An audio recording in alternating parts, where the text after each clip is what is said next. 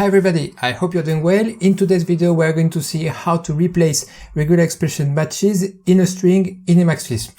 So we are going to transform that string into that one, and we can see that what we want to do is to match foo and bar, and foo as a substring and bar and another substring, and swap foo with bar and change the dash for an underscore. This is what we are going to do, and we do this twice in that string. So to do that, we can use the function replace-regexp-in-string, and we have to pass it the specific regular expression. In our case, this will be, so we want to match a sub-expression, the first one, which is only foo. Then we want to match a dash, only one.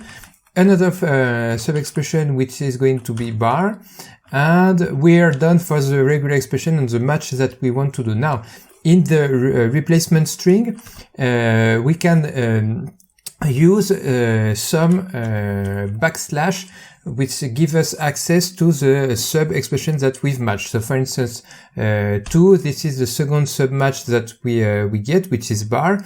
And now we want an underscore, backslash 1 to the first sub-expression, and now we want to apply that to the first string. So we pass that, and if we evaluate and insert in the buffer, we get what we wanted. So to match foo dash bar, and to swap foo and bar as a sub-expression.